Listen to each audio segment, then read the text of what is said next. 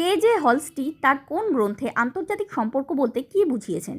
উত্তর: কে.জে. হলস্টি তার 1967 সালে প্রকাশিত international politics a framework for analysis গ্রন্থে বলেছেন যে সাধারণভাবে নিয়মিত প্রক্রিয়া অনুসারে পরস্পরের ওপর ক্রিয়াশীল স্বাধীন রাজনৈতিক সত্তাসমূহ নিয়ে গঠিত আন্তর্জাতিক ব্যবস্থার পর্যালোচনাকেই আন্তর্জাতিক সম্পর্ক বলে।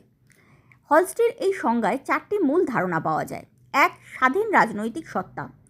আন্তর্জাতিক সম্পর্কের মূল কেন্দ্রবিন্দু হল সার্বভৌম রাষ্ট্র, যারা নিজেদের নীতি ও সিদ্ধান্ত গ্রহণে স্বাধীন। 2. পারস্পরিক ক্রিয়াশীলতা। রাষ্ট্রগুলি সম্পূর্ণ বিচ্ছিন্ন নয়, তারা নিয়মিতভাবে কূটনীতি, বাণিজ্য, যুদ্ধ, সহযোগিতা বা চুক্তির মাধ্যমে একে অপরের সঙ্গে সম্পর্ক স্থাপন করে। 3. নিয়মিত প্রক্রিয়া।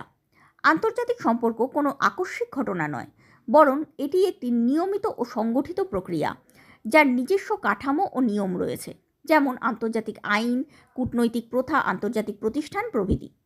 আর 4. আন্তর্জাতিক ব্যবস্থার পর্যালোচনা। সমগ্র আন্তর্জাতিক ব্যবস্থাটি কিভাবে কাজ করে তার গঠন, নিয়ম ও গতিশীলতা বোঝার জন্য বিজ্ঞানসম্মত বিশ্লেষণ করাই আন্তর্জাতিক সম্পর্কের কাজ। অতএব হলস্টির সংজ্ঞা আন্তর্জাতিক সম্পর্কের রাষ্ট্রকেন্দ্রিক, গঠনমূলক ও প্রক্রিয়াভিত্তিক চরিত্রকে স্পষ্ট করে তোলে।